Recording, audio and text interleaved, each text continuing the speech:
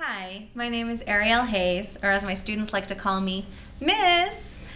This is my classroom. This is the math room. I teach algebra, algebra B, geometry, and algebra 2. Let me show you around. This is my baby, my overhead projector.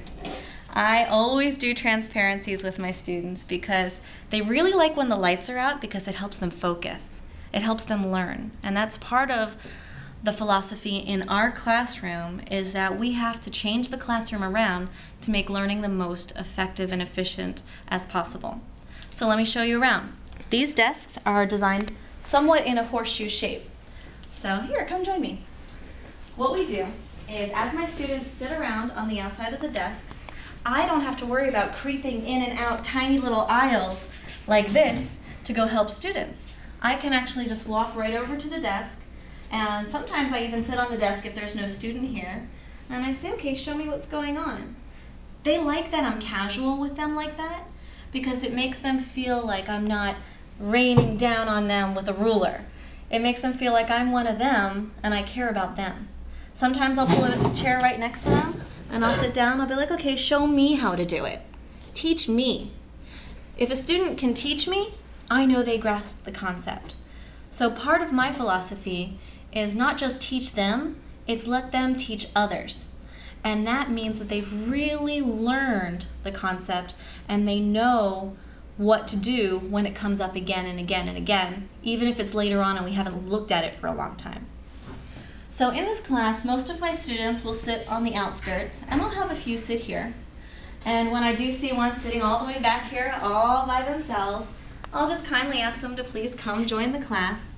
And a lot of times, I will actually come sit with them for a little bit, talk to them, and try to see if I can engage them in math in any way. I always tell my students that math, it's not scary. They always are like, I hate math, math is scary. But look at my room. It's so colorful and fun. I've got leaves and butterflies and posters full of really great information. They can get up at any time and use these posters. They get up all the time and use this multiplication chart. I always see them over here. And I think that having all these colors and all these fun posters makes math a little less scary when they feel so comfortable and relaxed in my classroom. And that's really important for me. So by turning the lights off during the time it's time to take notes, by decorating with so many pretty colors and useful information, I feel like I'm giving them what they need to focus. I'm giving them what they need to succeed in math. And they're taking the information in the way they best learn. For instance, when we do notes, they are copying down notes. They are watching me. I use different colors when I do graphs. When I cross out things, if I'm doing factoring, I cross out things in different colors. I use colors all the time because a lot of my students are visual. And a lot of my students are also very tactile. They want to come up to the board. They want to plot the points. They want to draw the graphs. And if it helps them, that's what I want. I want to help them learn in the way they learn best. And that's the constructivist approach. Because when they are wrapping their heads around it and actually taking meaning from the learning in the way that they learn best, whether it's audio, visual, or tactile, then they actually retain the information a lot longer, sometimes permanently. Hopefully permanently. So, following back around the classroom, it's tight here. Let's go back this way. We don't use the computers too often because we only have 6 of them, and I have about 20-something students. This room can get pretty packed at times, but with this type of environment and this layout, it never seems crowded because I don't have those rows and those aisles. It always seems like everybody is here in a forum to learn. And if there's talkers, you know, I can just move one to the other side and yeah, they're facing each other, but that's when I come and stand right in the middle of them so they can't see each other. So my philosophy has a lot to do with setting up the right behaviors and making sure that this is a really great place for learning. There is nothing that a student can't do in this classroom to learn. They can write on the board anytime they want. They can get out of the chair anytime they want as long as they're not disturbing others. And if I'm talking, if they have a question, all they have to do is raise their hand. I'll notice them and then I can help them. let me tell you a little bit about the things that we work on in class. This is for my Algebra 2 class. These are vocabulary builders as well as really great key concepts.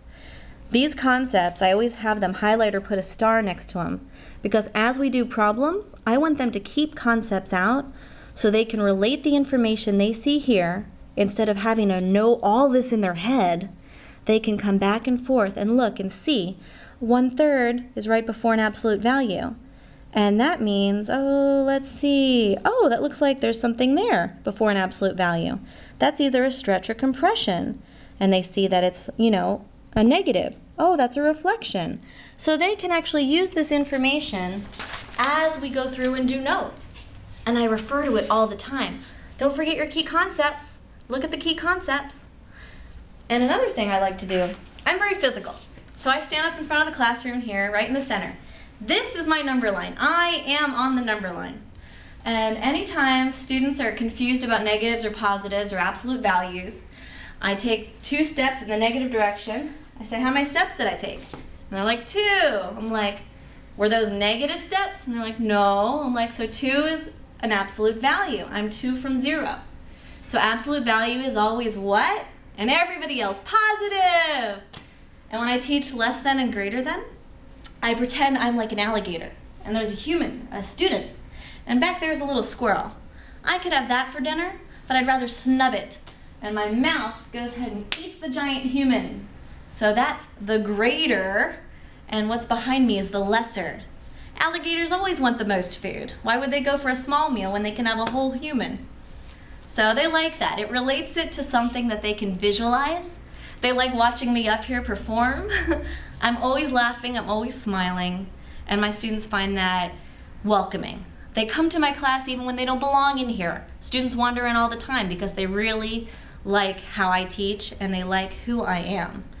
And I have to kick students out of here once in a while, but when I'm firm, it's because they need it. They need the structure.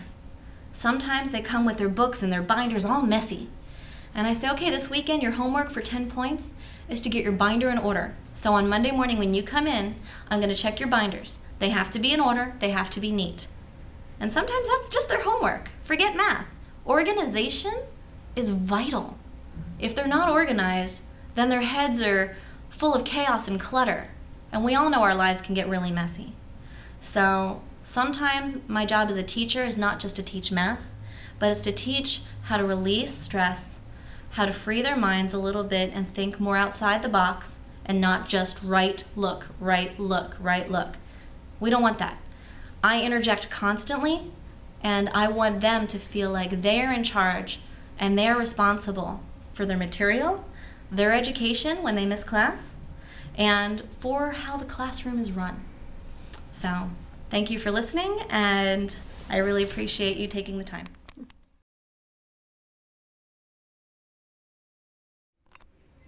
Hi, my name is Roslyn Carpio, and I had Miss Haze for Algebra 1B.